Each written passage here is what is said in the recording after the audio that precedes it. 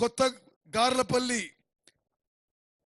5 గుర్లపల్లి, వనాయకుంట, తిరుమలాపూర్, దాసరపల్లి, పడవాట, వడవాట, పర్మందొడ్డి, అమ్మలపల్లి, అడవి సత్యారం, మాగనూరు, ఓబులాపూర్, వర్కూరు గ్రామ రైతులు 19 సంవత్సరాల కళ నేడు నెరవేరుతుందని చెప్పి నేను మనవి చేస్తూ, అక్కలు, చెల్లెళ్ళు, అన్నలు, తమ్ముళ్ళు, మీరు వీరోచిత పోరాటం చేసి శ్రీహరి ముదిరాజుని గెలిపించిండ్రు.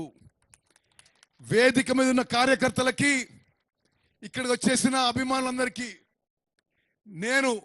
మీరు శ్రీహరి ముదిరాజు గారు గెలిపించిండ్రు, కాంగ్రెస్ జెండా ఎగరేసిండ్రు. మీరు చేసిన కృషికి గుర్తించి ఇది మీ ప్రభుత్వం, బట్టి విక్రమార్క గారు ఆ స్థానంలో కూర్చునంటే, నేను ఈ స్థానంలో కూర్చునంటే, ఈ రాష్ట్రంలో లక్షలాది మంది, కోట్లాది మంది కాంగ్రెస్ కార్యకర్తలు మీ చెమట, రక్తం, మీ త్యాగం మా గెలుపు వెనుక ఉందని చెప్పి మేము గుర్తిస్తున్నాం. తప్పనిసరిగా మీరు కోరిన విషయాల్లో మేము న్యాయం చేస్తామని చెప్పి కూడా సభాముఖంగా మనం చేస్తున్నాను. మరోసారి హైదరాబాద్లో ఒక 10-15 రోజుల తర్వాత మీ నియోజకవర్గ పెద్ద మనుషులతో కూర్చొని బట్టి గారు నేను సమీక్షించి మీరు అడిగిన విషయాల్లో ఏది వెంటనే చేయగలుగుతాం, ఏది కొంత సమయం జరుగుతుంది, పైసల కొదవ లేకుండా మంజూరు చేస్తామని చెప్పి నేను మనం చేస్తున్నాను.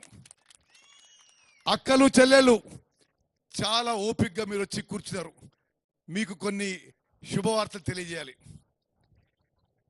ఇల్లు లేని వారికి మన ప్రభుత్వం ప్రతి ఒక్కరికి 5 లక్షల రూపాయలతో ఇల్లు కట్టించబోతుందని చెప్పి నేను మనం చేస్తున్నాం. మీకు గతంలో గ్యాస్ సిలిండరు 1100-1200కు వచ్చేది.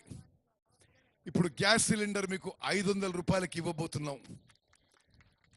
మరి విలేకరు మిత్రులారా, ఇంకో ముఖ్యమైన విషయం సివిల్ సప్లైస్ డిపార్ట్మెంట్ సంబంధించింది. అర్హత ఉండి నిరుపేద కుటుంబాలకి ఎవరికైతే రేషన్ కార్డు లేదో మా ప్రభుత్వం అందరికీ కొత్త రేషన్ కార్డులు ఇవ్వబోతుందనే విషయం కూడా నేను సభాముఖంగా మనవి చేస్తున్నాను. మిత్రులారా, చివరిగా ఎక్కువ సమయం తీసుకోను. మేము దీని తర్వాత ఇంకా 4 నియోజకవర్గం పోయింది. వంశీ చంద్రెడ్డి గారు నాకు చాలా ఏళ్ళ నుంచి పరిచయం. వారు కాంగ్రెస్ పార్టీలో విద్యార్థి విభాగం నుంచి, యువజన విభాగం నుంచి, మరి